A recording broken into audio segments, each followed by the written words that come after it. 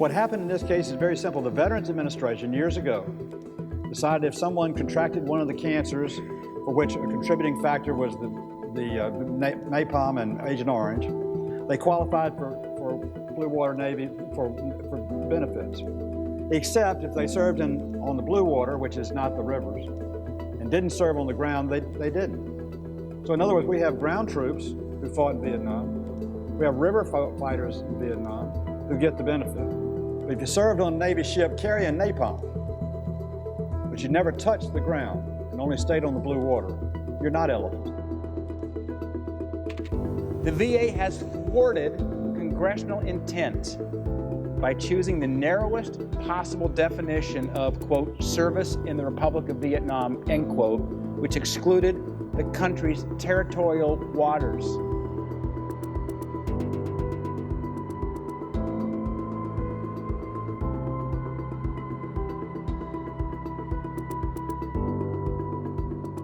The House of Representatives has already passed this bill unanimously, 382 to 0. The bill is fully paid for, and it is long past time that we do the right thing. We have to right this wrong and help these veterans. The only thing standing in the way of this bill to help our Vietnam veterans is the U.S. Senate, and that is shameful. We have just days before this Congress is finished, and our Blue Water Navy veterans are waiting for us. Their families are waiting for us. Some of them are dying, waiting for us.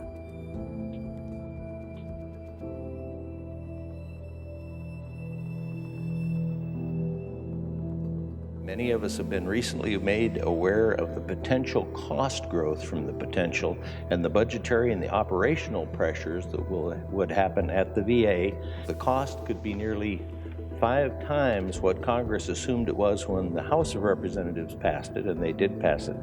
There will be a report out in June that's going to maybe narrow down the risks. We need to get some way to justify the numbers that range somewhere between 60,000 people and 440,000 people. That's a pretty big gap on who we let in.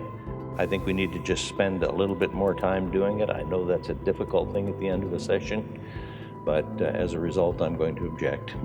There have been 4 different health studies by the CDC about the detrimental effects of Agent Orange exposure.